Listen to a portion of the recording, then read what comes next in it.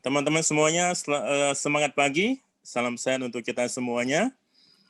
Long time no see kita ya. Lama nggak berjumpa. Jadi senang sekali hari ini bisa berjumpa secara virtual. Nah, memang saya dengan narasumber kita hari ini ada dua kesamaan. Akhiran nama kami sama-sama Dra. Oh ya. Dan tadi juga saya Hendra, Chandra. Hendra dan Chandra. Dan kita juga, dunia badminton ada julukan The Daddies. Ya kan, di PANI juga ada julukan The Young Daddies. Yeah. Oke, itu sekilas saja. Nah, tema kita hari ini adalah jadikan asuransi sebagai prioritas teman-teman ya. Nah, biasanya kalau saya prospek, saya pernah bilang seperti begini. Asuransi itu adalah nomor 6. Loh, jadi nomor 1 sampai nomor 5 itu apa? Pancasila dong. Jangan kita NKRI ya. Oke, nah biasanya kalau kita mulai dengan seperti ini, mereka pasti bisa senyum, bisa tertawa seperti itu. Nah, jadinya untuk prospek bisa lebih gampang masuk lah seperti itu. Bisa lebih enjoy ya. Bisa lebih enjoy, benar Pak Chandra, seperti itu. Nah, dari flyer yang dibagikan kepada kita, jadikan asuransi sebagai prioritas. Nah, bila income yang kita hasilkan adalah 100%, 20% digunakan untuk membeli asuransi, bisakah kita hidup hanya dengan 80% dari income kita? Seperti ini. Nah, saya jadi teringat, dulu saya pernah diajarkan oleh leader saya, di perusahaan saya yang sebelumnya. Nah, dan ini juga pernah saya praktekkan juga seperti itu. Nah, jika hari inilah di tempat bekerja kita, income kita itu ada pengurangan 20%. Nah, kita masih mau kerja nggak di perusahaan itu, sementara kalau kita mau cari lowongan kerja di tempat lain, belum tentu kita terima. Nah, berarti mau nggak mau kita juga harus tetap kerja, bukan? Nggak apa-apa lah, yang penting tetap 80%. Di luar juga cari pekerjaan juga susah. Nggak apa-apa, saya tetap bekerja saja. Nah, sama juga loh, berarti yang 20% ini kita anggap saja, kita alokasikan ke asuransi, seperti itu. Nah, kita akan berbicara lebih banyak lagi. Nah, Randy sudah kasih bocoran kepada saya, bahwasanya ada hal yang harus kita bahas satu persatu. Saya buka WA dulu. Nah, ini yang dikasih kode oleh Randy kepada saya, dan ini harus kita bahas. Nah, masalahnya bukan tentu bisa, masalahnya ada mau atau tidak. Nah, jika mau kesejahteraan, kemakmuran kan menyertai keluarga, hidup Anda pun akan semakin aman dan tentram karena ada yang menanggung resiko kehidupan Anda. Nah, jika tidak mau, maka, kita akan bahas yang pertama dulu. Nah, ini pas pula ada 5 poin yang mau kita bahas. Nah, Pancasila kan ada 5 sila juga, bukan? Nah, kemungkinan nyawa akan terbuang sia-sia. Berapa banyak orang tidak bisa berobat karena faktor biaya? Nah, berapa banyak orang yang tidak bisa berobat karena faktor biaya? Nah, kita bahas yang poin pertama dulu. Silakan Pak Chandra. Oke. Ya, nah kita bahas dulu untuk yang pertama. Kemungkinan nyawa akan terbuang sia-sia. Berapa banyak orang tidak bisa berobat karena faktor biaya? Nah, kita kesampingkan dulu yang namanya penyakit yang sekarang inilah ya. Nah, memang kalau penyakit yang satu ini kan ditanggung oleh pemerintah. Nah, kita kesampingkan yang itu dulu. Seperti itu. Nah, ini kita anggap yang tidak pada umumnya lah. Yang secara khusus dulu maksudnya seperti itu. Nah, berapa banyak orang tidak bisa berobat karena faktor biaya? Baik, silakan Pak Chandra.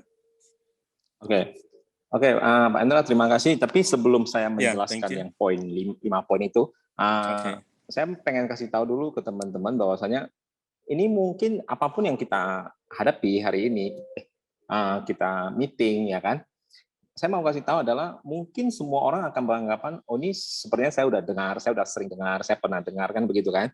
Nah, meeting-meeting seperti ini jujur akan membuat orang merasa ini lagi, sehingga kita tidak nangkep apa yang seharusnya kita nangkep gitu. Karena bagi saya meeting itu ataupun hidup kita itu sebenarnya hanya pengulangan gitu. Mungkin dari meeting hari ini kita dengar, oh iya juga ya, aku udah lama nih nggak pakai, aku udah lama nggak praktekin ini, aku udah lama nggak praktekin ini kan gitu kan.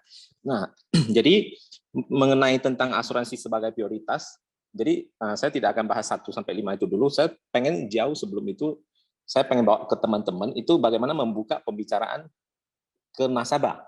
Karena kalau kita tanya seperti itu, ya mereka pasti bisa jawab kan gitu. Nah, yang pengen saya kasih tahu ke teman-teman adalah teman-teman harus bisa membuat nasabah itu seperti menyerah gitu. Dalam artian kalau kita bilang masalah begini ini kan mereka tetap aja nanti beralasannya itu adalah uang. Tetap aja nanti beralasannya adalah bisnis lagi lesu dan segala macamnya kan gitu kan. Nah, biasanya saya sebagai seorang agent gitu atau penasihat keuangan, di sini saya akan tekankan bahwasanya pertanyaan yang pertama itu tadi, itu yang penting. Yang seperti Pak Indra praktekin kan, yang 100% kalau kita dikurangi 20%, itu tetap bisa hidup nggak? Bisa. Pastinya mereka akan jawab bisa. Nggak mungkin, tidak mungkin nasabah akan jawab tidak kan gitu kan. Jadi saya akan tekankan poinnya di sana dulu, teman-teman. Tekankan poinnya di sana bahwasanya berarti bisa dong. Oke, kalau udah bisa, kita akan masuk lagi ke poin kedua. Poin kedua itu adalah mau atau tidak, kan gitu. Jadi sebenarnya dengan kita menyisihkan uang 20% ke asuransi itu bukan lagi bukan lagi tentang bisa atau enggak, ya kan? Tapi mau atau tidak. Kan itu dulu. Jadi udah nih, hanya ternyata 20% sebenarnya kita itu mau alokasikan ke asuransi untuk melindungi keluarga kita, itu bukan lagi bisa atau enggak, tapi mau atau enggak. Nah, di sini akan dapat poin bahwasanya nasabah sudah tidak bisa mengelak gitu. Nah, begitu udah oke di sana semua, baru nanti kita akan jelasin gitu, merefresh kembali kemungkinan yang akan terjadi di kehidupan kita ataupun yang sudah terjadi pada orang lain. Jadi ibaratnya nomor 1 sampai 5 ini itu adalah penambahannya, jadi ekstranya gitu. Kalau di awal kita udah sepakatin. Jadi saya itu tipe yang istilahnya kita harus jadi agent yang bisa membuat dia sepakat di awal dulu. Oke kok, jadi kita udah sepakat nih ya kan, bahwasanya sebenarnya kita bukan lagi bisa atau enggak, tapi mau atau enggak. Itu beda. Bisa sama mau kan beda. Ya kan? Nah, baru jelasin yang seperti Pak Hendra tadi tanya. Jadi, apa ada hubungannya dengan nomor pertama? Kemungkinan nyawa akan terbuang sia-sia. Nah, kita akan jelasin. Kok, kamu pernah dengar nggak? Begitu banyak cerita orang yang sakit. Sakitnya itu nggak seberapa parah sebenarnya. Ya kan? Sakit ma gitu kan. Kita pernah sering dengar orang yang sakit ma itu meninggal gitu. Jujur beberapa 2 bulan lalu ya, aku punya teman, adiknya baru umur kurang lebih sekitar 28 atau 29. Meninggalnya karena apa? Sakit ma. Umur tidak sampai 30. Meninggal karena sakit ma. Ya, ceritanya itu bukan nggak bisa berobat juga sih sebenarnya gitu. Cuma dia meninggal karena sakit ma. Bayangin, sesederhana. Sebenarnya kita kalau mikirin kalau tidak pernah terjadi di kehidupan kita, di keluarga kita akan menganggap itu sesuatu yang biasa-biasa aja kan gitu kan. Tapi faktanya saya banyak melihat kejadian-kejadian yang sebenarnya jika kita cepat berobat, kita bisa gitu. Beberapa tahun lalu ayahnya teman saya gitu kan, papanya juga meninggal karena faktor biaya rumah sakit. Dan dia sekarang, teman saya itu kalau ketemu orang yang tidak punya asuransi kesehatan, ya kan, dia itu bisa emosi. Bayangin, dia itu bisa emosi. Dan dia itu juga bukan agen asuransi, gitu. Kalau dia agen asuransi orang yang tidak mau masuk asuransi kan kita bisa emosi kadang kan, kita bisa merasa gimana.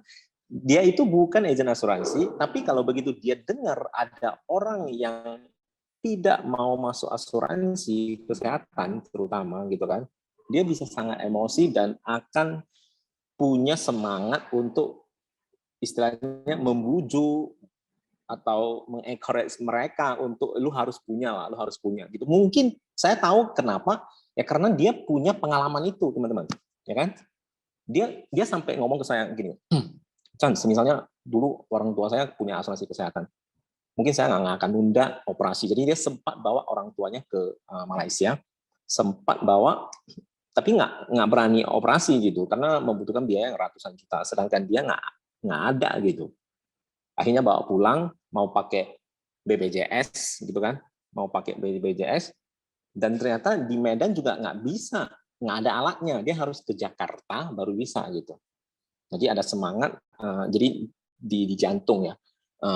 Habis itu udah ngomong jelas, oke, kita mau ke Jakarta, nah ternyata nggak sempat. Gitu. Dan saya pengen kasih tahu, semisalnya kejadian ini dia punya asuransi kesehatan, harusnya dia udah operasi di Malaysia, benar nggak? Harusnya sampai detik ini masih sehat gitu. Nah, bayangin teman-teman, itu nyawa loh, benar. Itu orang tua, itu nyawa gitu. Kita nggak masain sekarang. Jadi kita sebenarnya cukup menjelaskan kondisi-kondisi seperti ini. Ya kan? Ini tentu akan membuat nasabah yang mendengar cerita ini ya tentunya ya maaf Saka ya pasti akan sedikit ketakutan dong. Ya nggak? Ataupun sedikit akan merasakan sebuah penyesalan nanti di kemudian harinya. Jadi ya poinnya di sana sebenarnya. Nah, jadi teman-teman harus bisa menceritakan kisah-kisah. Tidak harus dari kisah kita sendiri, bisa dari kisah orang lain, ya kan? Buktinya ini teman saya aja ngotot banget loh kalau setiap ketemu orang yang benar-benar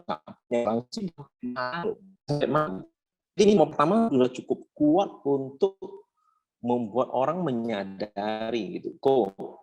Kadang kita akan masuk ke sampai mungkin kita akan masuk satu tahap di mana kita jadi anak yang durhaka gitu secara tidak langsung.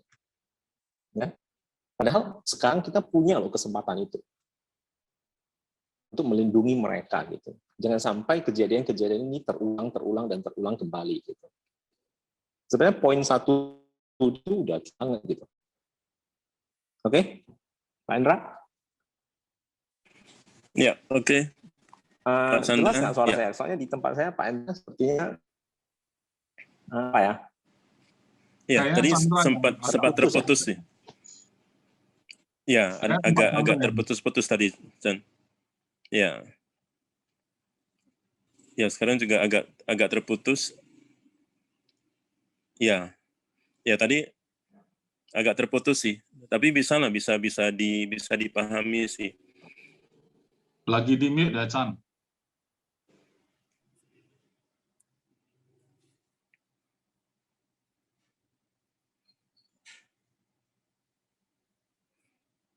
Ya, halo?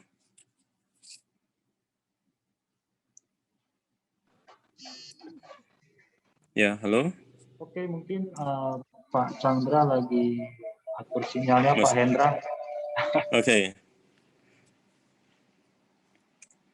Oke, belum di mute, Chan. Bisa nggak sekarang? Oke, sekarang sudah bisa, oke. Tadi jelas, tadi saya sampaikan sampai kemana? Oke, tadi ada beberapa detik yang sempat terputus lah. Ibaratnya gangguan sinyal seperti itu. Tapi intinya kami juga bisa memahami lah seperti itu. Nah, saya jadi teringat begini teman-teman. Ini memang sebuah kejadian nyata. Nah, kalau contoh misalkan kalau sudah koma lah seperti itu, sudah koma, sudah di ICU selama beberapa hari. Jadi ibaratnya si pasien ini sudah bergantung sama mesin. Jadi ketika mesin ini dicabut, maka pasiennya juga sudah berpulang seperti itu. Nah, masalahnya kalau sebagai anak, ya dalam tanda petik pasti memperjuangkan yang terbaik lah, pasti memperjuangkan yang terbaik seperti itu. Tapi kalau misalnya sudah 2 minggu, 3 minggu di ICU dan juga seperti ini, ya berarti ending yang bisa kita ambil adalah sudahlah dokter, kita cabut saja.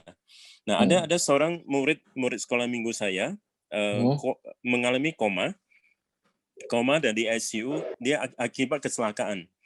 Dia accident dan juga sudah merencanakan untuk menikah lagi, maksud saya bukan menikah lagi, untuk menikah dengan pacar dia. Nah, murid sekolah minggu saya, nah dia koma karena kecelakaan sampai pihak orang tuanya harus mengatakan kepada dokter, sudahlah, ini dicabut saja alatnya, dicabut saja mesinnya, seperti itu. Nah, karena tidak ada reaksi, tidak ada seperti itu. Nah, kalau misalkan anggap mereka tidak punya asuransi, kan balik-balik lagi pasti biaya. Nah, kalau misalkan anggap lagi ya mereka bisa fight lah, bisa di cover dengan asuransi seperti itu. Nah, itu juga suatu keputusan yang harus diambil juga, bukan? Berarti ini kedepannya harus bagaimana. Tapi akhirnya mereka, nah, murid sekolah minggu ini saya lupa apakah dia punya asuransi atau tidak. Saya juga tidak bertanya lebih lanjut. Nah, cuma info ketika di ICU, nah kami sempat datang membesu, mendoakan seperti itu. Nah, beberapa hari kemudian mereka akhirnya memutuskan untuk mencabut mesin itu, dan dia sudah pergi untuk selama-lamanya, seperti itu. Nah, kalau misalkan nggak ada asuransi, balik lagi ke biaya. Nah, kalau misalkan ada asuransi, otomatis biaya juga ada ditanggung lah oleh pihak ketiga, seperti itu. Ya kan? Nah, ini secara khusus ya kita bahas untuk asuransi. Nah, kalau BPJS ya itu in case lah ya, kalau BPJS seperti itu. Ya, benar. Nah, memang kita sudah sering dengar juga banyak nyawa yang terbuang hanya gara-gara faktor biaya, seperti itu. Ya. Oke. Ya. Ya, ini silakan. Sebenarnya udah sangat kuat ya, argumen yang sudah sangat kuat untuk membuat mereka menyadari itu. Tapi kita harus menceritakan kisah ini, ya akan lebih powerful adalah kalau kisah itu kisah sendiri ataupun kisah teman dekat kita, ataupun karena lebih kena kan gitu kan kalau kita menceritakan kisahnya yang kita alami sendiri ataupun teman dekat kita alami gitu. Benar. Oke. Baik, ini kita langsung lanjut ke poin yang kedua, Pak Chandra. Ya, jadi poin kedua itu ada resiko kalau kita kelak tua nanti anak-anak tidak sanggup menafkahi. Nah, ini menjadi masalah klasik ya. Jadi saya suka ngomong ke teman-teman, harapan kita kalau sebagai orang tua yang punya lebih dari satu anak, itu ya pastinya adalah mereka akur. Mereka bisa saling support, saling akur, dan lain-lain. Nah, yang menjadi masalah adalah ternyata kita bisa menyebabkan ketidakakuran tersebut. Yang mungkin mereka tidak sadari gitu, ya kan? Gimana ya kitanya gitu waktu kita tua, ya kan? Kita pasti sedikit banyak membutuhkan biaya kesehatan. Biaya seperti itu. Nah, saat itu jika tidak ada yang menopang, anak kita nanti ada yang mungkin ada yang sukses, ada yang tidak, itu tentu akan bermasalah banget di kemudian hari. Dan kita juga sering banget dengar loh, gitu kan? Kita akan kasih tahu ke mereka, kok sering dengar gak gitu, ya kan? Gara-gara uang, ya kan? Hubungan saudara pun putus, hubungan saudara pun retak, bertengkar dan segala macamnya kan gitu kan. Sebenarnya secara tidak langsung kita punya andil di dalam kehidupan tersebut. Tapi kalau kita hari ini udah menyiapkan asuransi kita, udah siapin masa tua kita, ya kan, kita udah lakuin semua itu, ini tentu akan lebih mengurangi efek-efek tersebut. Bayangin, kita hidup udah capek-capek, waktu masa muda udah capek-capek kerja, capek-capek gini, kita itu, waktu tua kita masih harus menghadapi kondisi itu nanti. Karena apa yang kita tidak siapkan di masa sekarang. Waktu tua itu nanti masih terjadi kondisi-kondisi seperti itu. Coba Koko bayangin, gitu. Kita minta dia bayangin. Coba ceritain ada nggak teman-teman Koko yang istilahnya teman-teman lah ya kan, atau kasus-kasus yang pernah Koko dengar gitu. Dia pasti akan cerita, oh iya itu ya kan tetangga sebelah gini, pasti ada gitu, benar nggak? Ini lo gara-gara gini ya kan, karena terakhir orang tuanya juga bawa ke panti jompo gitu kan, bla bla bla. Dia akan ceritain itu semua gitu. Nah, waktu dia ceritain semua itu, kita akan kasih tahu lagi. Ya, ini adalah efek dari apa yang tidak mereka lakuin sekarang gitu. Nah, kita harus menceritakan kondisi-kondisi yang akan terjadi di masa depan, tapi seakan-akan sudah terjadi nih gitu. Jadi masa depan yang nantinya akan terjadi, kita kasih terjadi sekarang di pikiran dia. Begitu terjadi di pikiran dia, apa yang akan dia lakuin gitu. Dia pasti akan berusaha mencari jalan keluar. Jadi apa yang harus saya lakuin supaya tidak terjadi hal yang menimpa saudara saya, menimpa tetangga saya kan gitu. Nah, ini akan membuat otomatis mereka lebih rela ya, istilahnya lebih rela mau ya kan, mau atau tidak, bukan bisa atau enggak gitu. Kalau tanya bisa atau enggak, semua orang bisa, maksudnya semua orang bisa kan gitu kan.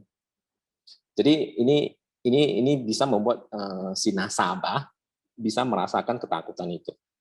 Itu yang nomor 2. Ya, sangat tepat sekali. Semalam saya lihat ada seorang teman leader di asuransi yang lain, dia post di IG-nya. Nah, saya screenshot dan akan saya bacakan. Nah, ini sangat berkaitan dengan poin nomor 2 yang sedang kita bahas. Surat pernyataan yang bertanda tangan di bawah ini nama. Ya, surat pernyataan yang bertanda tangan di bawah ini nama A, usia 31 tahun. Kedua nama A, usia 28 tahun. Ini kayaknya abang sama adik. Mereka yang A pertama tadi abang, A kedua tadi adalah adik seorang cewek. Nah, menyatakan dengan sebenarnya, kami berdua adalah anak kandung dari Bapak M, yang saat ini kondisi beliau sedang sakit stroke berat. Dalam hal ini, kami sebagai anak kandung tidak bersedia merawat atau mengurusi beliau, serta tidak mau menanggung lepas tanggung jawab atas semua biaya apapun yang berhubungan dengan beliau. Kami juga tidak akan menuntut pihak manapun yang bersedia merawat, mengurusi beliau jika terjadi sesuatu hal terhadap beliau, baik kematian ataupun hal buruk lainnya. Demikian surat pernyataan kami buat dengan sebenar-benarnya dan dengan penuh kesadaran, tanpa ada paksaan dari pihak manapun. 2 Agustus 2021, yang membuat pernyataan A, kedua A. Saksi, ada BW, ada SA, ada M sebagai tetangga, ada M, kayaknya ini salah satu organisasi, dan ada G. Nah, sampai dibuat surat pernyataan seperti ini. Dan ini tidak dijelaskan tepatnya di daerah mana seperti itu. Nah, cuma ada nampak satu kecamatan Taman. Nah, cuma taman mana yang nggak tahu. Nah, jadi ada beberapa yang komen seperti itu. Nah, ada yang sampai bilang, wah ini anak Bu Haula, anak yang durhaka lah. Ketika saya baca kok miris lah seperti itu. Nah, tapi ini kehidupan. Bisa saja ini bukan dan ini sudah terjadi. Dan saya juga baru pertama kali melihat seperti ini. Biasanya surat yang sering kita lihat adalah surat putus hubungan. Ayah dengan anak. Ayah sama anak seperti itu. Nah, putus hubungan ayah sama anak. Nah, ini berarti anak yang lepas tanggung jawab tidak mau ngurusi ayahnya seperti itu. Nah, ketika ayahnya ada apa-apa seperti itu. Nah, sisi baiknya lah teman-teman. Kalau misalkan si Bapak M ini punya asuransi yang besar, nah bukankah kedua anaknya ini juga akan merawat dengan sebaik-baiknya? Ya, pasti akan urus ya. Apalagi kalau dengar ada asuransi jiwa ya. Nah, pasti akan harus seperti itu. Nah, tapi ini mungkin in case lah ya, tidak tahu juga hubungan mereka dengan ayahnya ini seperti apa. Apakah Bapak M ini ada apa? Entah ayah mereka yang keberapa atau bagaimana seperti itulah ya, kita juga tahu. Nah, cuma yang mirisnya adalah surat pernyataan ini sampai bisa dibuat. Nah, dan ini juga yang apa? Yang bisa kita kaitkan dengan hal yang kedua yang kita bahas ini. Nah, ada risiko kelak ketika tua nanti anak-anak tidak sanggup menafkahi kita lagi seperti itu. Nah, saya ketika prospek pernah bilang seperti gini. Ada prospek yang bilang seperti gini. Ya, kalau kia uhau biokin lo, ya kan? Kalau anak ada berbakti ya nggak apa-apa lo. Nah, tapi kalau kia hau-hauli, bagaimana? Seperti itu. Nah, paling ya kita bisa bilang, nah, kalau itu yang terjadi, nah Hendra cuma bisa bantu satu. Ya kan, kalau sampai kejadian seperti itu terjadi, ya saya hanya bisa bantu satu saja. Nah, saya bantu galang dana lo. Nah, apakah mau sampai terjadi seperti itu? Tapi kalau Ya kan? Pak Hendra, maaf saya potong, tapi kalau istilahnya nasabah ngomong seperti itu kan, ya berarti dia udah sadar dia harus jaga diri sendiri dong. Ya, ya sih. Ya kan? Tapi kan Kalau kadang-kadang, benar. Kalau misalnya nasabah ada objection seperti itu, ya berarti bagus dong. Kok kamu harus jaga sendiri gitu, harus beli, harus jaga sendiri gitu. Ya, jadi maksud aku apapun jawabannya, jika dia tidak peduli sama anak, ya tetap harus beli. Ya. Peduli sama anak, ya tetap harus beli. Nah, kamu peduli kan, ya tetap harus beli supaya mereka tidak terbebani di kemudian hari kan gitu kan. Sudah kita udah tahu makan udah cukup susah gitu. Jadi kita sebagai orang tua ya tentu tidak perlu membebani mereka lagi di kemudian hari. Itu untuk jawaban orang, atau itu untuk jawaban yang kalau misalnya orang tua itu sayang sama anak. Kalau orang tua yang tidak sayang sama anak, ya kita ya ngomong ya sama juga, tetap harus beli supaya nanti mereka mau berbakti atau enggak, setidaknya kita aman lah gitu. Ya, jadi ibaratnya tidak sampai membuat anak-anak jadi beban lah seperti itu kan. Ya, benar. Nah, seperti itu. Nah, ibaratnya sama seperti yang pernah saya belajar dari Pak Chandra seperti ini. Suka nggak suka harus punya asuransi. Suka nggak suka harus beli asuransi. Ya kan? Nah, suka atau suka nggak suka, Anda juga harus beli asuransi. Nah, terus saya jadi ingat, saya nggak butuh asuransi sih. Iya, memang Bapak nggak butuh. Tapi anak sama pasangan Bapak butuh loh. Kira-kira seperti itu kan. Ya, cuma kadang-kadang yang sering kita jumpa di lapangan adalah kita, nah saya pribadi lah ya, sungkan untuk nge-push seperti itu. Sungkan untuk nge-push. Nah, ibaratnya ini. Pak Hendra, kalau itu sih memang ada benarnya. Kadang kita nanti takutnya terlalu memaksa kan gitu, benar gak? Nah, tapi maksud aku ya, push itu adalah sesuatu yang bagi saya kalau dia nggak mau kita push itu nggak bagus bagi aku. Tapi yang biasanya yang aku push itu adalah kondisi di mana dia salah mengerti persepsi. Dia salah mengerti, maksudnya dia salah mengerti tentang sebuah hal gitu. Contohnya misalnya 1+2, kita udah jelas tahu ini 3, tapi dia ngomong 4 gitu. Nah, saya akan push sampai dia mengerti bahwasanya itu 3. Nah, gitu. Nah, jadi contoh seperti yang tadi gitu kan. Saya nggak mau lah nanti itu anak mau berbakti atau enggak gini-gini yang gitu kan. Justru saya harus push, ya memang justru itu kok. Anak nggak mau, justru kamu harus beli dong. Logika kan. Maksudnya push yang memang logika yang bisa masuk ke dia gitu. Jadi itu sesuatu hal yang harus kita lakuin dan itu wajar banget gitu untuk istilahnya berpendapat gitu. Ya, benar-benar. Berarti kita juga harus mengupayakan lah frekuensi kita bisa sama dengan frekuensi prospek. Ya. Seperti itu. Ya, ini saya lihat di kolom chat ada yang chat. Ya, dari Ibu Suliani. Nah, kadang-kadang udah pernah klaim dan udah tahu manfaatnya, tapi tetap nggak merasa penting gitu. Barangkali sampai polisinya lapse. Ya, karena dia masih tetap merasa mungkin klaimnya itu tidak sampai membuat dia merasa bermanfaat. Contoh nih, misalnya ada orang yang kaya gitu kan, terus kemudian masuk asuransi, kemudian klaim 50 juta, 100 juta, dia mungkin bisa merasa, ya nggak ada asuransi juga, saya sanggup kok bayar itu gitu. Jadi dia tidak merasakan kebutuhan yang, maksudnya dia tidak merasakan pentingnya lah gitu, punya asuransi kesehatan tersebut.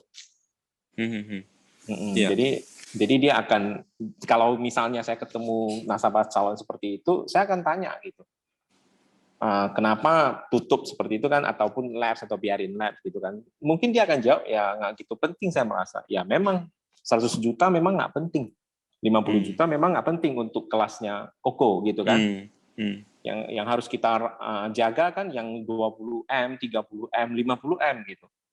100 juta aja nggak penting, berarti bayar asuransi itu sangat gampang loh, kan gitu. Ya kan?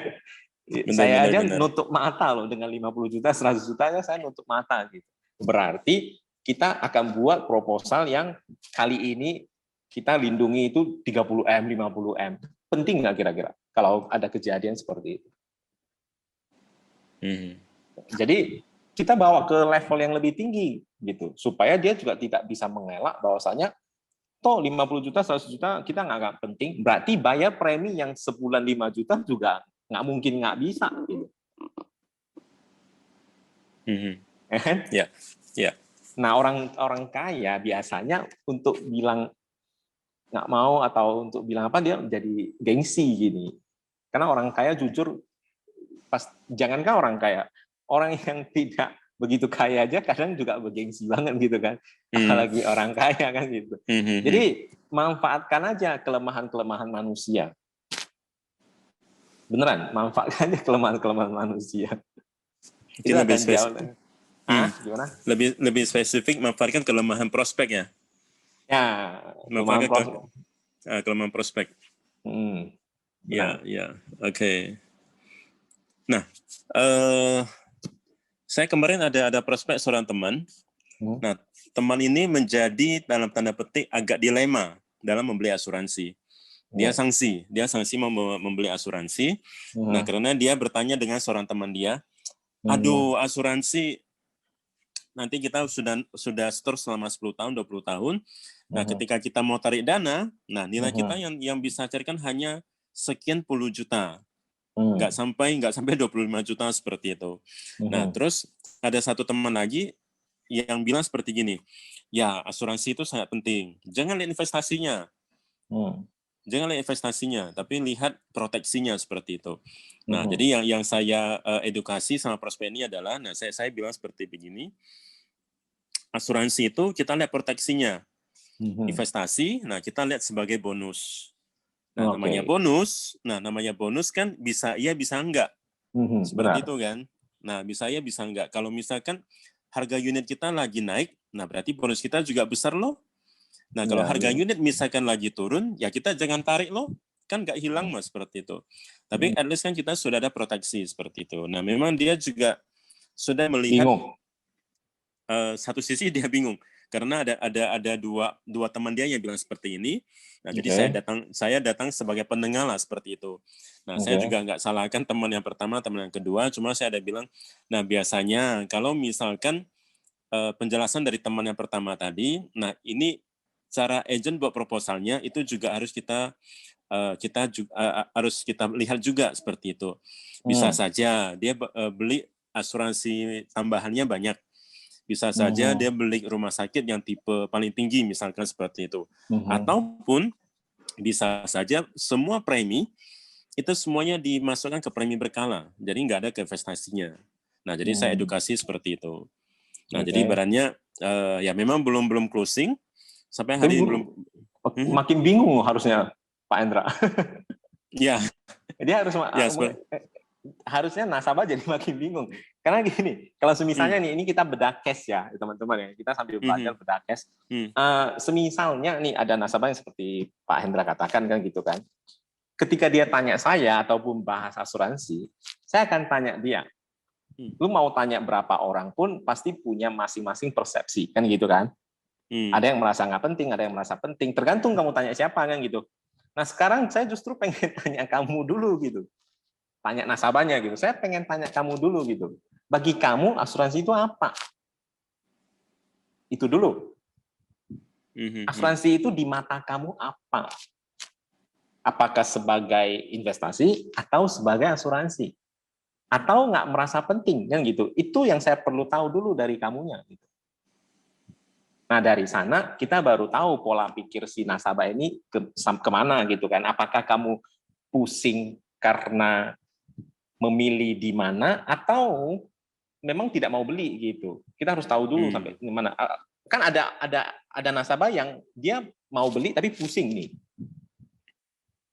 Ada yang nasabah yang sebenarnya nggak mau beli, cuma jadiin dua orang ini sebagai tameng. Ya kan? Ada teman yang nanti gini, ada teman nanti gini, aku jadi pusing kan gitu kan. Padahal dia nggak mau beli gitu loh. Dia cuma ngomong begini gitu. Tapi ada juga teman yang sebenarnya masuk asuransi mana sih yang bagus kan gitu kan? Apakah ini atau ini kan gitu kan? Nah jadi untuk mengclearkan case ini, saya biasanya akan tanya langsung ke nasabah. Kok Pak, Bu kan gitu kan? Sekarang saya nggak penting teman kita atau teman siapapun atau aku pun ngomong tentang asuransi itu seperti apa. Justru yang paling penting adalah bagi kamu asuransi itu seperti apa. Kamu pengen beli asuransi itu yang seperti apa gitu. Nah dari sini kita baru tahu gitu. Nah baru kalau ketika udah tahu kita baru jelasin. Yang jelasin seperti Pak Hendra jelasin. Kenapa ada orang yang duitnya bagus, ada orang yang manfaatnya lebih bagus, ya kan? Itu kan tinggal kita style gitu kan, premi, manfaat. Itu bagus, tapi dalam artian maksud aku adalah itu belum waktunya menjelaskan ke arah sana dulu. Karena di awal belum clear ini nasabah hanya beralasan atau memang dia benar-benar pengen beli tapi dibuat bingung oleh temannya. Itu. Oke.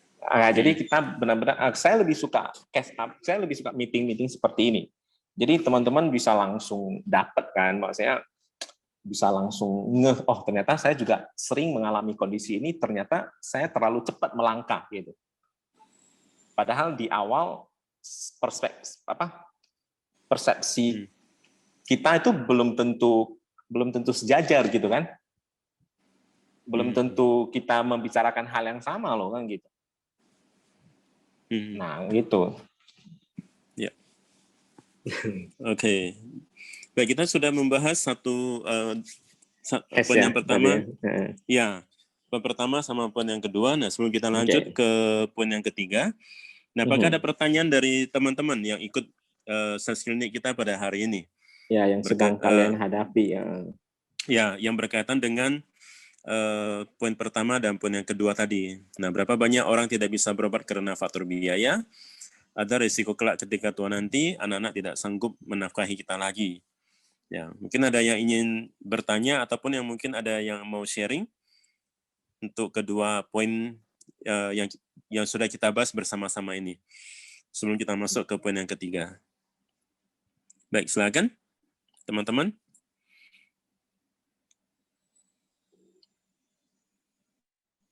Ada ya. Semua aman berarti ya. Semua aman. Karena bagi saya asuransi benar-benar kemampuan kita komunikasi itu benar-benar persentase peluang closingnya itu benar-benar di komunikasi gitu. Bagaimana membuka pikiran nasabah, bagaimana mengetahui alasan yang sebenarnya, bagaimana melihat semua itu benar-benar tergantung kreativitas kita sebenarnya. Oke, nanti aku baca dulu ya, ada chat dari Pak Hansin. Ya. Bagaimana cara menaikkan kelemahan nasabah? Oke, yaitu dengan komunikasi. Yang paling penting adalah misalnya saya tahu pola pikirnya seseorang. Jadi contoh misalnya saya ketemu nih satu nasabah yang dia itu orangnya gengsian. Kan kita bisa tahu ya kan, orang ini gengsian atau low profile, dia nggak peduli, dia nggak suka dibanding-bandingin kan gitu. Ada loh nasabah saya yang suka dibanding-bandingin. Contoh paling sederhana aja lah. Aku di Bagan Batu di luar kota, aku prospek. Kan pasti kenal dong teman-teman sekampung gitu kan. Waktu prospek, pertanyaan pertama yang dia tanyakan ke saya adalah, itu si family kamu itu masuknya berapa per bulan? Ngerti nggak? Dari omongan dia, saya merasa ini kalau aku jelasin panjang lebar nggak akan closing. Nggak ada gunanya. Yang perlu saya ngomong adalah si nasabah yang family saya ini masuk berapa, nanti dia pasti melebihi angka itu. Sesederhana itu saya closing dia saat itu. Dia udah nggak peduli, gitu loh. Memang saya tahu ini seperti tidak mengedukasi dengan benar nggak? Saya akui itu gitu. Tapi memang untuk supaya bisa terjalin komunikasi, bisa terjalin yang namanya kontinuitas gitu kan. Kalau udah closing, kita kan bisa kesana lagi, ngobrol lagi dan segala macamnya kan gitu kan. akhirnya saya langsung ngomong aja gitu, sekian, dia naikkan preminya 1 juta dari itu.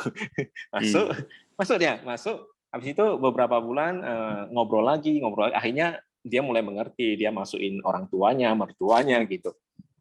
Jadi kita, masuk aku pribadi, jangan juga di awal itu, pokoknya saya harus profesional sampai saya harus jelasin dia sampai benar dulu, mengerti dulu.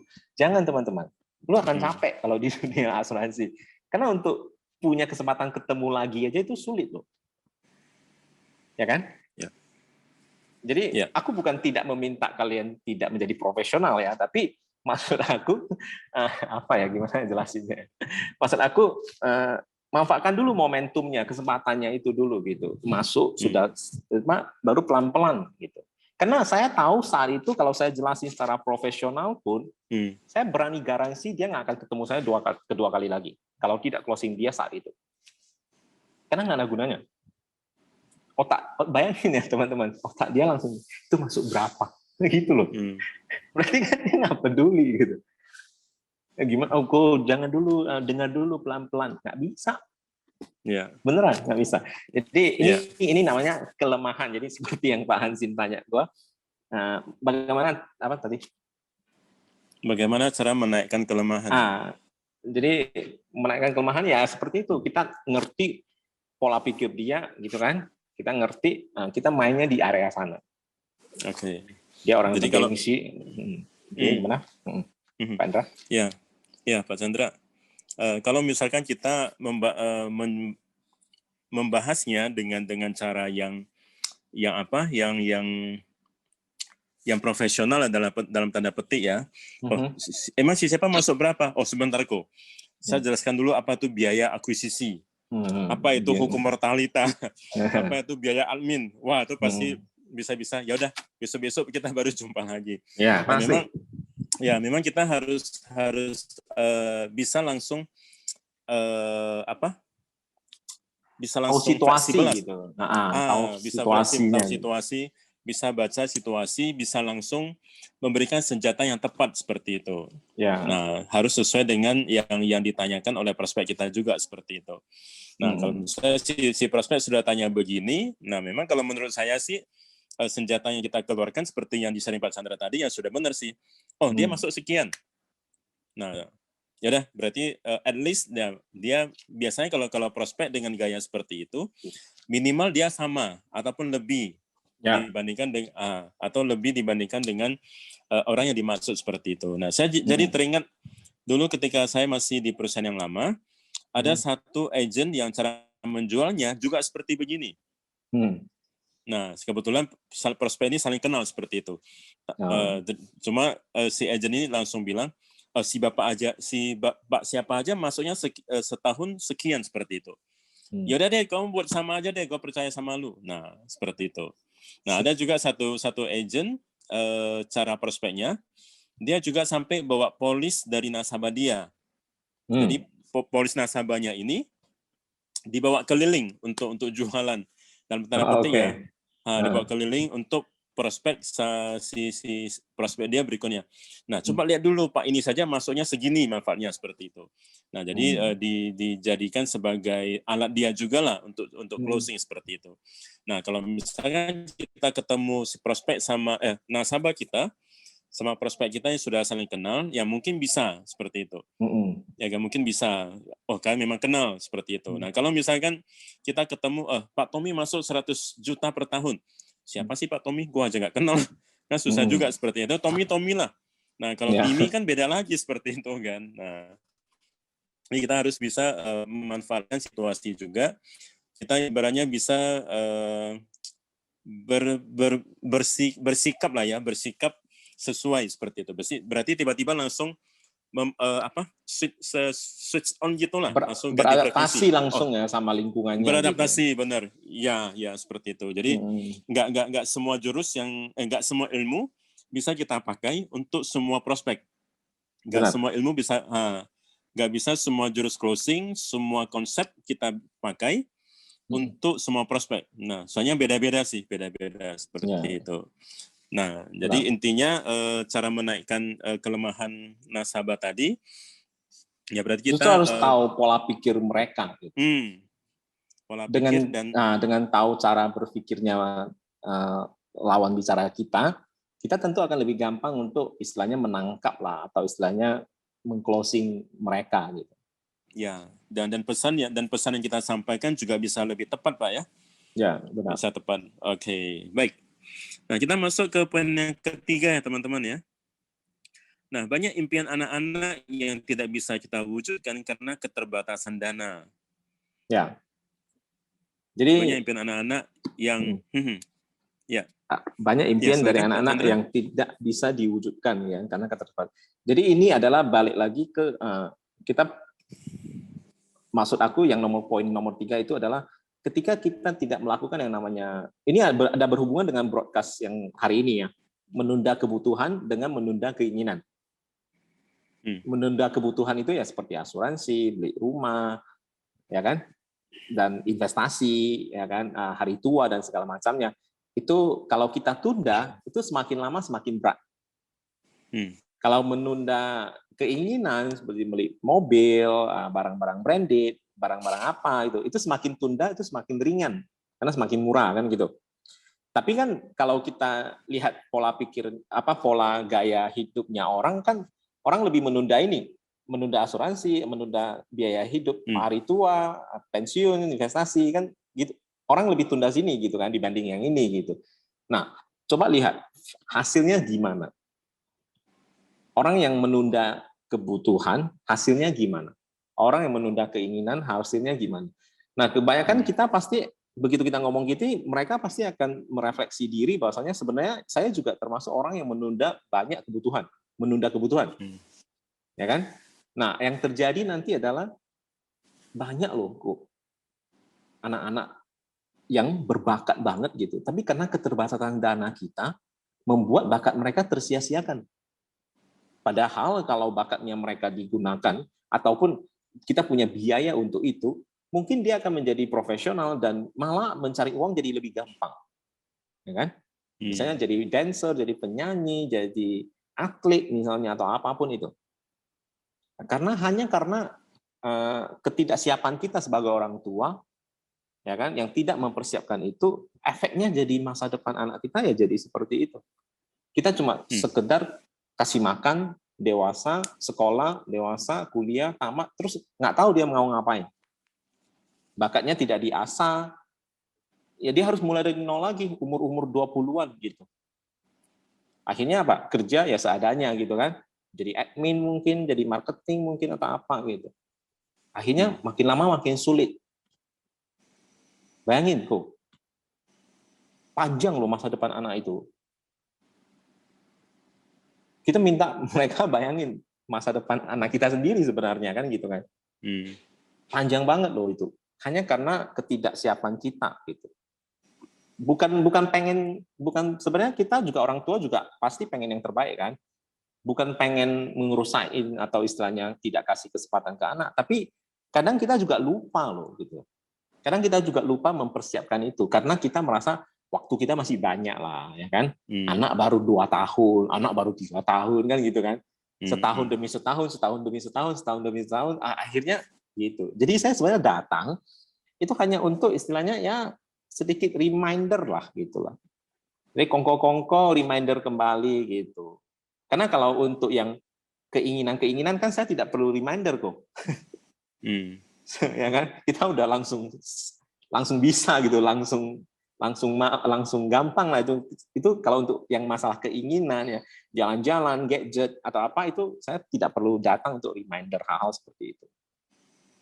Jadi kita sambil ngomong seloro seperti ini sambil apa kan dia bisa lama-lama mengerti juga gitu. Oh, ini adalah efek dari akumulasi kita. Ternyata luar biasa loh efeknya gitu. Nah, kalau kita udah bisa sampai ke sana, dia tentu akan berpikir 2 kali lagi untuk merusak gitu istilahnya kan. Ini kan secara tidak langsung saya seperti mengatakan kamu penyebab rusaknya anak kamu gitu, masa depan anak kamu kan. Secara tidak langsung kan begitu. Ya kan? Jadi kalau kamu masih tidak mau melakukan perencanaan ya kamu yang menyadari sekarang kamu menyadari dengan sadar bahwasanya kamulah perusaknya gitu. Tapi ada orang tua yang kalau kita tidak mereminder ini, mereka tidak merasa mereka merusak, ya kan? Mereka merasa Tuhan yang rusak, attitude-nya mah. Bayangin, Tuhan itu untung Tuhan itu untung maha penyayang. Dia selalu disalahkan gitu. Faktor utamanya selalu attitude-nya gitu. Sesuatu yang buruk-buruk itu semua attitude-nya kan gitu. Tuhan penyebabnya kan gitu. Bayangin kalau Tuhan murka gitu. Jadi selesai kita. Jadi kita bisa sambil ngobrol gitu kan, ya kan, ada apa-apa Tuhan penyebab, sesuatu yang baik kita nggak pernah bilang oh Tuhan yang kasih, enggak. Sesuatu yang baik kita bilang ya, karena saya bekerja keras, karena saya gini kan gitu. Kita sambil seloro sambil apa ya istilahnya ya bermain gengsi, bermain emosi lah gitu. Ya. Sambil sesekali kita bisa tanda petik kasih satu sindiran, selintingan seperti itulah ya. Benar. Ya. Karena karena Pak Andra memang di dunia asuransi kita kalau lu ngomong baik-baik gitu kan. Saya rasa sih apa ya? Kalau kamu mau ngomong baik-baik di dunia asuransi, lu harus pastiin satu, lu punya aset yang mungkin ratusan miliar ya, rumah super mewah ya, mungkin dia mau dengar baik-baik. Kan gitu. Nasabah itu contoh kalau hari ini saya itu punya villa mewah, super mewah, semua super mewah. Saya mungkin nggak perlu ngomong aja dia masuk. Iya. Ya kan? Tapi kalau kita istilahnya ya, ekonomi juga masih biasa, standar gitu kan. Kalau masih mau ngomong baik-baik, itu akan sangat sulit diterima. Saya berani garansi teman-teman, akan sangat sulit diterima. Karena nggak ada power gitu. Kecuali ya seperti yang tadi saya bilang ya, kecuali kamu udah kaya banget gitu kan, kamu ada power, sebelum ngomong aja kamu udah ada power gitu. Ya, tapi kalau belum, gunakan power kamu itu di kekuatan ngomong kamu, kekuatan komunikasi kamu. Itu yang saya gunain dari tahun 2015 sampai sekarang. Bayangin Pak Indra kalau misalnya saya dari tahun 2015 itu jadi agent yang sopan, jadi agent yang bukan berarti saya tidak sopan ya. Jadi istilahnya jadi agent yang santun, yang santun, yang mungkin saya tidak akan ada hari ini. Ya, jadi itu saya bisa bilang saya itu agent yang bisa beradaptasi gitu. Iya. Ya, dan juga apa yang pernah di-sharingkan oleh Pak Chandra pun saya sering pakai juga. Saya sering pakai juga ketika saya prospek seperti itu. Nah, contoh salah satunya ya udahlah yang paling murah preminya berapa? Nah, seperti itu kan. Nah, kan ada pengalaman dari Pak Chandra pernah bilang, ya udah saya join deh sebulan 1 juta. Buat premi 1 bulan 1 juta seperti itu. Kok kalau mau 1 juta lu bagusan sewa cek saja. Nah, beli asuransi bukan gaya seperti itu. Nah, itu sering saya pakai. Itu sering saya pakai ketika saya prospek seperti itu. Nah, tadi saya ingat ini berkaitan dengan poin yang ketiga, impian anak-anak yang tidak bisa kita wujudkan karena keterbatasan dana. Nah, ada seorang leader, teman yang saya kenal, dia pernah prospek dengan cara seperti begini, teman-teman. Nah, saya juga nggak tahu apakah teman-teman pernah melakukannya atau mencobanya seperti itu. Nah, tapi yang dilakukan oleh leader ini, teman di perusahaan saya sebelumnya, saya bilang sih agak tanda petik ya, agak unik dan juga berani. Tapi emosinya kena seperti itu, emosinya kena. Nah, dia sudah prospek, sudah presentasi, dan belum closing. Nah, sebelum dia pulang, leader ini menghampiri foto keluarga yang ada di ruang tamunya seperti itu. Nah, jadi dia berbicara di foto itu dan menyebut nama anak dari si prospek. Nah, contoh seperti itulah, dia menyebut nama anak Audrey, maafkan susu yang belum bisa meyakinkan papamu untuk beli asuransi.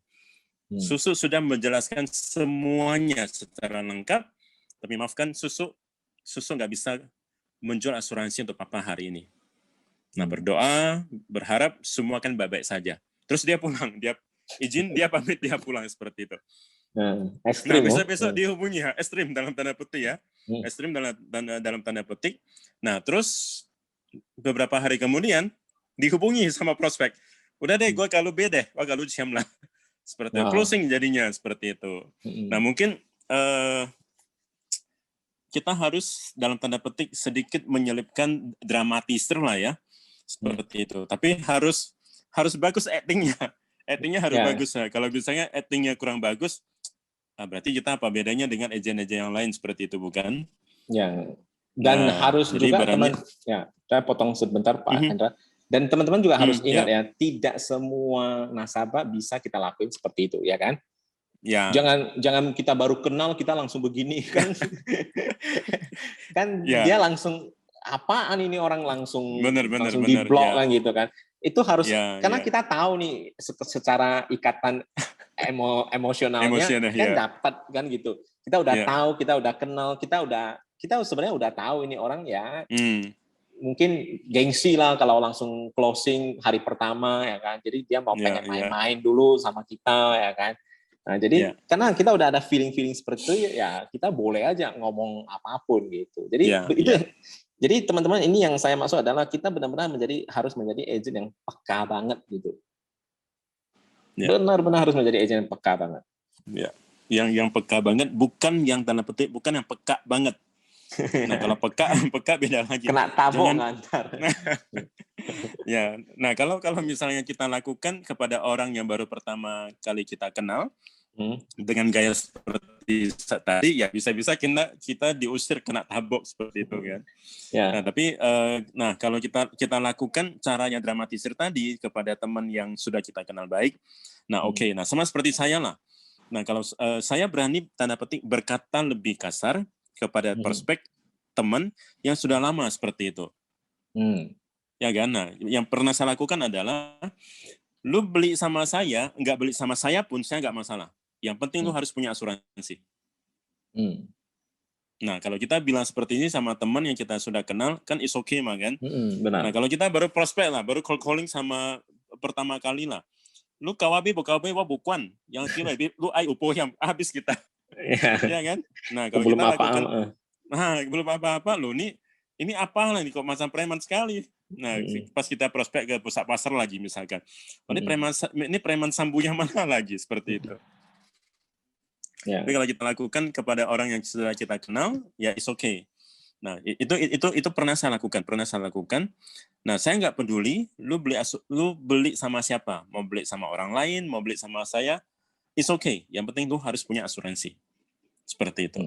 Nah, jadi kita juga bisa melihat banyak impian anak-anak yang bisa terwujud lah.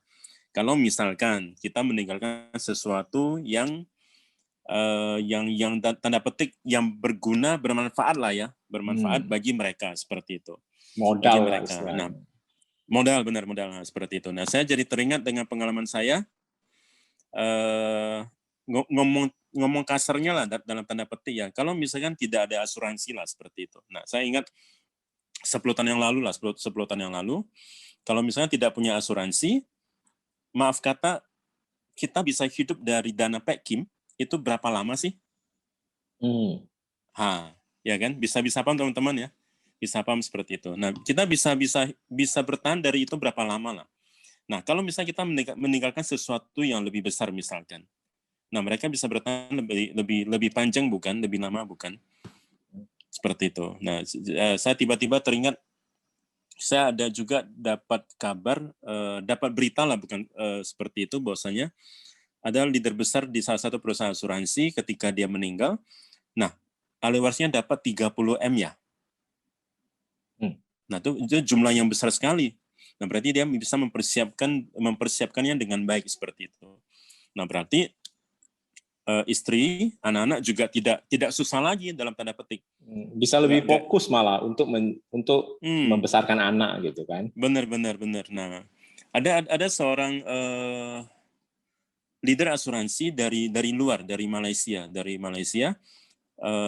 Beliau sering bilang seperti gini.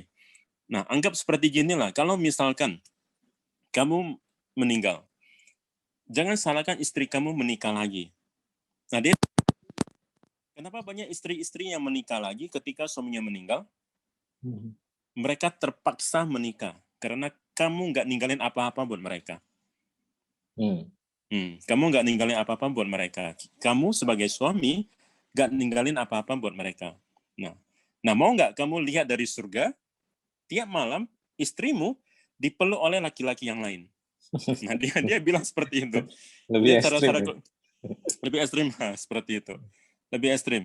Nah, gara-gara seperti ini, prospeknya beli juga seperti itu. Nah, saya pribadi juga percaya kalau misalkan kita meninggalkan warisan yang banyak, UP yang banyak kepada pasangan kita, mereka pasti lebih fokus untuk membesarkan anak-anak seperti itu. Menikah mungkin nggak pikirkan lagi lah seperti itu. Nggak pikirkan lagi seperti itu. Pokoknya saya fokus urus anak.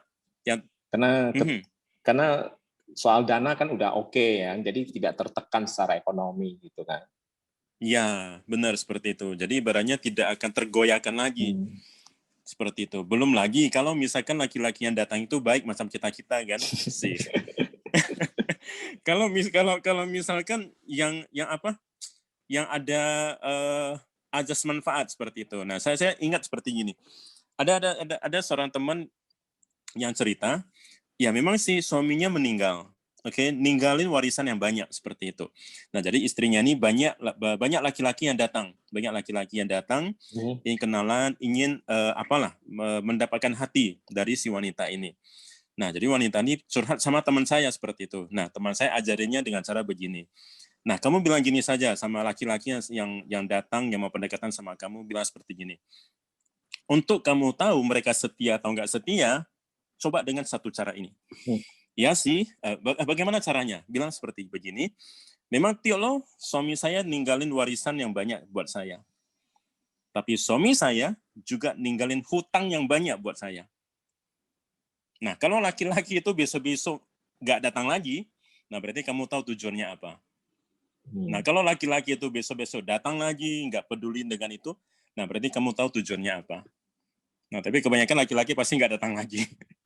Karena utang yang banyak seperti itu. Kecuali laki-laki yang baik macam kita-kita. Nggak hanya bercanda ya. Hanya bercanda. Nah, kita lihat memang asuransi bisa membantu lah ya. Bisa membantu ibaratnya. Sangat mempengaruhi ya. Sangat mempengaruhi.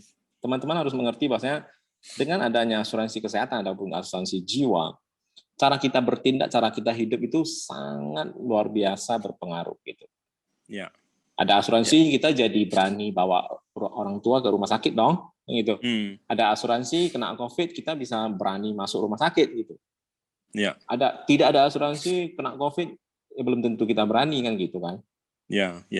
Jadi sangat bukan hanya karena COVID ya, banyak penyakit lainnya gitu. Tapi pengaruh kita bertindak itu sangat luar biasa berpengaruh. Ya. Ibaratnya lebih berani bertindak, bersikap mengambil keputusan seperti itu. Benar. Iya, oke. Baik, ada yang mau bertanya di seputar poin ketiga ini, teman-teman? Ya, atau apapun teman-teman yang mengalami kondisi apapun di lapangannya. Jadi kita ya jujur sekali lagi meeting seperti ini mungkin aja semua hal yang kita pernah ngomong selama 6 tahun lebih saya di asuransi itu 90%, 95% ya sebenarnya ya diulang-ulang aja gitu sebenarnya. Ya. Itu aja, apalagi yang sudah puluhan tahun gitu kan. Ya. Tapi dengan mungkin teman-teman kalau fokus hari ini dengerin, saya udah lama ya nggak pakai topik ini, saya udah lama nggak pakai atau istilahnya, saya lupain ya di fase awal saya harus samakan frekuensi dulu gitu kan. Sehingga apa yang saya jelasin malah membosankan karena saya aja jelasin tanpa tahu dia itu sebenarnya satu frekuensi nggak dengan saya kan gitu. Karena ini kebanyakan agent yang saya lihat ya pribadi Pak Indra, saya lihat kebanyakan agent miss-nya itu di sini melulu gitu. Ya. Jadi frekuensinya belum belum searah lah, belum satu frekuensi. Ya. Jadi ibaratnya agen-agen itu masih punya satu kebiasaan. Pokoknya iaikiawa kong hamil lah. Kira-kira seperti itu. Jadi sebenarnya ibaratnya. Jadi teman-teman sebenarnya bukan penjelasan kalian yang tidak jelas, bukan. Saya yakin kita belajar hal yang sama kan. Saya juga belajar hal yang sama gitu. Saya juga menjelaskan hal yang sama sebenarnya. Cuma yang mungkin ya itu sekali lagi ya, bukan penjelasan kita yang kurang jelas, tapi kita yang terlalu terburu-buru mungkin.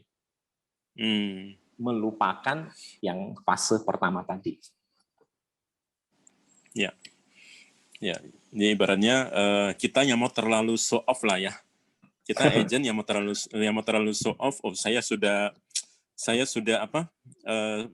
baru menyelesaikan menguasai jurus baru, ikut training baru dan sebagainya. Nah, kali ini saya mau show off kepada prospek seperti itu. Nah, sementara ibaratnya ya, dari buku-buku yang sering kita baca dan juga saya pernah post di IG saya.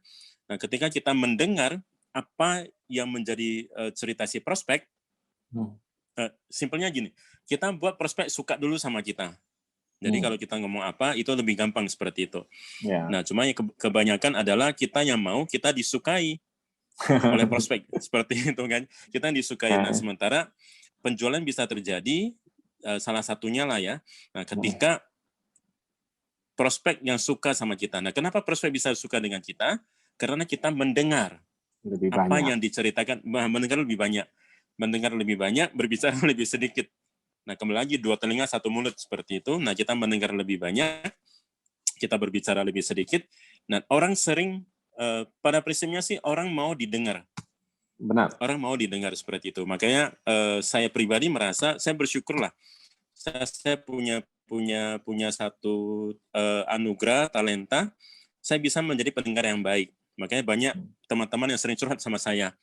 Banyak istri-istri orang yang sering curhat sama saya lagi, ini saya harus hati-hati memang. Chatting seperti itu. Nah, tapi ketika mereka ajak ketemu, nah saya selalu ketemunya di luar, di kafe seperti itu. Di kafe lebih aman seperti itu kan. Nah, kalau di tempat-tempat yang sepi, dan saya juga takut kan. Saya juga takut viral maksudnya. Manusia juga takut viral seperti itu. Loh, ini anggotanya Pak Iskandar kok lagi apa pula? Kan panjang ceritanya kan. Seperti itu. Nah, jadi intinya kita buat kita bisa disukai lah ya. Nah kita juga sering mendengar bahwasannya sebenarnya sih prospek tidak melihat produknya sebagai apa, tapi ketika mereka suka dengan kita, pasti beli. Nah, saya tiba-tiba jadi teringat dengan salah satu nasabah dari Pak Chandra. Pak Chandra juga pernah sharing. Nah, sampai prospeknya sudah taken, Chandra sudah pulang, baru dihubungi. Pak Chandra, le pohyam ambil pohyam yo. Seperti itu. Closing bisa terjadi sampai segitu. Nah, berarti sampai prospek sudah suka dengan kita. Jadi ibaratnya mereka membeli bukan karena perusahaan. Mereka membeli bukan karena produk. Nah, mereka membeli karena melihat kita seperti itu. Karena melihat kita sebagai orang yang menjual lah ya, seperti itu. Jadi ibaratnya kita juga harus baik-baik sama mereka. Salah satunya menjadi pendengar yang baik, bukan menjadi penyampai berita yang baik, seperti itu. Nah, kita hanya menjadi pendengar saja, seperti itu. Baik, kita masuk ke poin yang keempat ya, Pak Chandra ya. Oke, mungkin waktu tua masih harus bekerja, tidak ada waktu untuk menikmati hidup. Sebenarnya kurang lebih hampir sama ya semua ya. Jadi itu akibat menunda kebutuhan, ya kan? Kita bisa minta mereka merefleksikan teman-teman mereka yang seumuran mereka, yang umur 40-an, 50-an, 60-an, bahkan harus kerja terus-terusan, ya kan? Harusnya waktu itu kan masa-masa pensiunnya kan gitu. Tapi kenapa masih harus bekerja? Kenapa coba gitu? Jadi kita jelasin yang sama sebenarnya. Jadi satu penjelasan itu sebenarnya efeknya ya ini gitu. Kita cuma jelasin efek-efeknya gitu. Jadi kalau kita mau sama teman-teman sebaya kita kan, kalau bisa kan kita waktu tua itu kita duduk bareng bukan untuk bekerja lagi, tapi untuk menikmati masa-masa tua kita, ya kan, sambil bercerita tentang masa-masa lalu kita yang lucu, yang nakal, yang seperti apa. Kan kehidupan-kehidupan seperti itu yang kita mau. Benar nggak? Bukan lagi yang, aduh nanti besok makan apa ya, nanti bisa makan nggak ya, kan gitu. Nah, menjadi orang tua yang seperti apa yang kita mau, kalau kita disuruh milih sekarang, kita pasti mau yang duduk santai, minum kopi, ngobrol bareng teman-teman sebaya kita, kan gitu kan. Itu yang kita mau gitu kan. Nah, tapi apa yang kita mau kan ada harga yang harus kita bayar di waktu muda kita sekarang. Yaitu apa? Ya udah kita nabung, kita invest, kita proteksi gitu kan, supaya nanti uang kita itu tidak habis karena biaya, uang kita itu ada karena kita simpan kan gitu. Jadi supaya nanti masa tua kita terjadi hal seperti itu. Bayangin betapa menyenangkannya duduk bareng sama teman-teman, ngopi, tidak pusing mikirin uang. Ya kan? Itu tentu akan menjadi masa tua yang sangat menyenangkan. Ya. Bawa Mungkin, ke mereka Ya, silakan. Bawa mereka itu ke masa-masa seperti itu. Jadi meminta seseorang untuk membayangkan terus itu jauh lebih efektif. Jauh lebih efektif. Mereka akan merasakan momen-momen itulah istilahnya. Padahal belum terjadi loh, tapi mereka udah membayangkan. Iya ya, nanti saya duduk bareng teman saya ngopi kan gini-gini kan gitu. Ya, ibaratnya kita menghadirkan suatu konsep, menciptakan sebuah masa depan, menghadirkan sebuah masa depan untuk kedepannya, supaya waktu tua nanti kita nggak bingung lagi. Ya ini termasuk menciptakan konsep yang bahagia ya. Asuransi itu bukan melulu tentang biaya rumah sakit mahal, ya kan? Bukan melulu tentang resiko. Gitu. Kita bisa juga membuat mereka membayangkan masa-masa indah gitu. Tapi masa-masa indah ini bisa terjadi jika kamunya yang sekarang sudah bertindak. Gitu loh. Kan nggak mungkin masa-masa akan datang itu indah kalau tidak sekarang bertindak kan gitu. Nggak mungkin kan? Kita mau beli rumah aja harus nabung dari sejak gaji pertama kan gitu. Nggak mungkin tiba-tiba besoknya jadi rumah, nggak mungkin. Gitu. Jadi meminta gimana Pak Anda? Sama seperti satu istilah yang sering kita dengar lah. Segala sesuatu akan indah pada waktunya. Ya kan? Tapi kalau kita nggak melakukan sesuatu, jangan harap yang indah-indah itu akan datang. Ya kan? Nah, berarti kita juga harus melakukan sesuatu seperti itu. Itu yang nomor 4 ya. Jadi kalau nomor 5 ya itu adalah efek. Jadi kalau dari pertama, kedua, ketiga, keempat kita tidak melakukan itu dan kita merasa masih punya banyak waktu, ya itulah yang akan terjadi. Kira-kira gambaran masa depan seperti itulah yang akan terjadi pada kita. Gitu. Jadi ibaratnya ketika nanti kita sudah tua, kalau hari ini kita mempersiapkan dengan baik, biarkanlah kita pusing ngurusin uang kita dengan gambaran yang seperti begini, teman-teman. Uang kita sudah banyak nih, nah kita mau apain lagi ya? Asik. Jadi itu lebih keren bukan Pak Chandra ya? Ya benar. Dan gimana? Ya. Nah, uang kita udah banyak nih. Nah, pusing nih mau ngapain ya? Mau ngapain seperti itu. Nah, terus kita mau bangun apa nih? Mau buat yayasan apa nih? Mau bangun rumah sakit apa nih? Seperti itu. Nah, itu kalau nantinya semua yang ikut atau semualah agen-agen dari Mitra Mandiri diberkati dengan kehidupan seperti demikian, wow. Amin. Itu pasti amin, pasti sangat luar biasa sekali seperti itu. Ya kan? Ibaratnya banyak orang-orang yang bisa kita bantu, lebih banyak lagi seperti itu. Ya, dan amin lah semuanya, teman-teman. Ya, dan kadang saya juga suka berseloro dengan nasabah ya.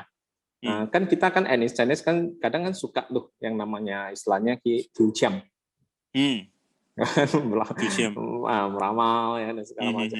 Saya bilang sebenarnya kita udah bisa meramal diri kita sendiri kok. Bayangin, kita bisa loh jadi peramal. Apa yang kamu lakuin kita sebenarnya udah tahu efek masa depan bakal gimana. Ya kan? Kalau kita hari ini menunda keinginan, memprioritaskan kebutuhan, saya berani garansi masa depan ya kita itu udah pasti bagus-bagus semua. Pasti enak-enak semua, ya kan? Begitu ada resiko, cover udah ada, asuransi cover udah ada, hari tua udah ada, gitu kan? Kelangsungan anak cucu kita udah nggak perlu takut karena ada asuransi jiwa, kan gitu. Kita nggak perlu takut anak-anak kita bertengkar karena masalah uang, karena kita udah siapin juga semua, gitu kan? Jadi semuanya udah ada gitu. Kita tinggal hidup dengan pikiran yang lebih jernih, lebih tenang, lebih damai. Itu tentu akan membuat kita hidup lebih oke gitu, lebih panjang umur kan kalau tidak stres. Jadi sebenarnya kita udah bisa meramal diri sendiri loh. Nah, jadi pertanyaan saya selanjutnya adalah, Koko mau meramal diri Anda sendiri seperti apa? Lu mau meramal diri kamu yang seperti apa coba? Pasti dia jawabnya yang bagus-bagus dong, gitu kan? Oke, kalau begitu kita mulai dari hari ini. Ya, jadi kita nggak usah menjadi agent yang selalu jelasin ya kan, tuh lihat biayanya 500 juta tuh operasi, ya kan? Tuh lihat tuh yang tidak boleh ya, bukan berarti tidak boleh, boleh gitu. Tapi saya rasa banyak kok cara untuk menceritakan sebuah kisah. Ya, kembali lagi berarti kita harus lebih tepat beradaptasi lah ya, kira-kira seperti itu dengan ilmu-ilmu pola-pola yang sudah kita kita kuasai, yang sudah kita pelajari. Tapi kadang kita ya itu teman-teman, kalian harus meeting supaya oh iya ya, aku udah lama nggak pakai. Mungkin selama ini agak kurang punya omset karena selalu pakai yang biaya rumah sakit kan gitu kan, sampai nasabah pun emosi itu, nggak ada tuh postingan yang apa lagi kan gitu kan. Semalam kita kan ada masuk meeting yang dari Eric Feng kan, dia juga luar biasa juga mengajarkan kita untuk yang posting yang keluarga kita, yang nanti tim bersama tim, yang nanti ini, yang nanti gitu. Jadi maksudnya satu hari ya istilahnya kehidupan kita lah gitu, satu hari. Dan menurut saya cukup masuk akal dan cukup bagus menurut saya gitu. Jadi bukan melulu tentang prestasi, bukan melulu tentang biaya yang harus kita perlihatkan, bukan gitu. Tapi benar-benar dia mengajarin kita untuk branding diri kita supaya orang juga tahu sisi kita yang lain gitu. Sebagai seorang manusia gitu, bukan hanya sebagai seorang agent. Dan saya merasa itu bagus. Saya nggak tahu teman-teman ada ikut atau enggak, itu Eric Feng. Tapi di Mitra Mandiri ada ya posting slide-nya, PDF-nya ya. Saya nggak tahu apakah kalian ada buka, karena kita pasti terbiasa untuk tidak membuka apapun yang ada di grup M3 ya. Tapi grup gosip cepat loh. Kalau berita grup gosip itu super kencang. Oke, gitu aja Pak Chandra. Ya, tadi saya ingat sesuatu jadi lupa Pak Chandra. Banget saya potong tadi. Iya. Enggak. Jadi apa tadi? Oke. Sepertinya tadi yang di-sharing sama Pak Chandra, kita juga harus menunjukkan kebersamaan bersama keluarga dengan tim seperti itu. Dengan tim, ibaratnya ada sesuatu yang bisa kita jual. Kalau misalkan mereka bergabung dengan tim kita, apa yang mereka lihat seperti itu. Jadi ibaratnya memang ibaratnya bukan hanya menjual melulu tentang produk lah, tentang resiko lah, kritis lah dan sebagainya. Tapi mereka bisa melihat, kalau saya ikut tim ini, saya merasakan seperti inilah yang saya dapat. Ya, yang bisa kita rasakan, bisa kita dapat seperti itu. Ibaratnya kita jual kebersamaan tim. Brandingnya luar biasa. Branding tim seperti itu. Nah, ibaratnya seperti itu. Ibaratnya top produk sama. Ya kan, produk panik sama. Top produk asuransi sama. Nah, why kita harus beli sama kalian, sama Anda? Why saya harus bergabung dengan timnya Anda? Why saya harus bergabung dengan GAM3? Nah, GA yang lain juga banyak. Ya kan? GA yang lain juga banyak, perusahaan asuransi yang lain juga banyak. Tapi kenapa kita harus memilih? Nah, berarti kita harus prospek kita atau calon agent kita juga harus bisa melihat, oh kalau saya ikut di sini, saya bisa melihat ini loh. Ya. Nah, kalau saya ikut mereka, saya bisa merasakan seperti ini loh, seperti itu. Nah, seperti itu. Jadi ibaratnya kita bisa menjual kebersamaan. Nah, ini juga yang pernah saya dengar dari salah seorang leader juga lah di dunia yang lain, dalam tanda petik bukan dunia yang astral ya, enggak. Di dunia yang lain bahwasannya kita jual tim kita, ibaratnya kita jual nama GA kita seperti itu. Nah, jadi ibaratnya kita bukan bahas lagi, oh Panin berdirinya tahun sekian-sekian, produknya sekian-sekian. Nah, sebagai contoh misalkan, GM3 berdirinya tahun sekian, ownernya sekian, jumlah agent sekian, nah prestasinya sudah ada seperti ini, terus kegiatan yang pernah kita buat, hangout seperti ini. Nah, jadi itu yang kita jual, teman-teman. Jadi ketika kita rekrut, mereka nggak lihat Panin lagi, tapi mereka lihat M3-nya seperti itu. Nah, jadi ibaratnya mereka, oh kalau saya ikut mereka enak ya, seperti sama seperti dulu kita pernah nonton bareng kan, bagi yang closing berapa case kita nonton bareng bersama-sama seperti itu. Nah, mudah-mudahan selesai pandemi ini, nah ini bisa dihidupkan kembali seperti itu, bisa dihidupkan kembali. Nah, suasana seperti ini, seperti itu. Nah, jadi kalau mereka yang bergabung juga bisa melihat, oh kayaknya enjoy ya bergabung sama M3 seperti itu. Nah, ada orang-orang yang prestasi seperti itu. Nah, ada satu agent yang punya talenta bisa menjadi pendengar yang baik. Makanya mau gabung sama M3. Seperti itu. Atau mungkin sama yang lain lah seperti itu. Ya. Nah, jadi itu yang bisa kita jual, teman-teman. Jadi nggak hanya melulu berbicara tentang asuransi, tentang risiko, tapi kita bisa masuk dari sisi yang lain seperti itu. Ya. Baik. Apakah ada teman-teman yang mau bertanya sebelum kita mengakhiri? Kita sampai jam berapa, Friendly? Ini mohon maaf, saya baru pertama kali nge-host di acara Sales Clinic. Lumayan, waktunya udah ada apa? Udah pas ya Pak Chandra ya? Oke, ya. Sudah bisa juga. Oke. Sudah bisa juga ya. Nah, ada pertanyaan terakhir kah, teman-teman? Materinya mantap dan bervariasi ya. Thank you, Si Yani. Terima kasih. Mengupas dari banyak sisi. Iya. Nah, mengupas dari banyak sisi. Kalau kita mengupas apel kan harus dari banyak sisi juga kan? Benar. Iya, benar. Yang penting semua sisi bisa masuk lah kira-kira gitu Pak Chandra ya. Dan semua sisi yang kita sharingkan hari ini juga bisa menjadi satu bahan buat kita semuanya. Kita diingatkan kembali Pak Chandra ya. Benar. Terutama yang aku ikut yang Eric Feng ya, itu benar-benar membuka pikiran saya, oh ternyata ini selama ini saya jarang kan posting bersama tim-tim M3 ya kan, sama agent atau apa, selalu cuma artikel itu doang kan gitu kan. Orang kadang kan juga bingung kalau misalnya saya pengen ikut timnya Chandra, sebenarnya suasana seperti apa sih yang bakal saya dapat gitu. Mereka nggak ada gambarannya gitu kan. Iya. Jadi saya mulai, ya itu kenapa pentingnya ikut meeting teman-teman. Mungkin membosankan, mungkin tidak mengenakan, tapi jujur sampai detik ini saya tidak pernah menemukan agent yang sukses tapi tidak pernah meeting. Ya. Jarang meeting, saya nggak pernah. Ya. Kecuali ada orang seperti itu, ya mungkin saya nggak mau meeting juga gitu.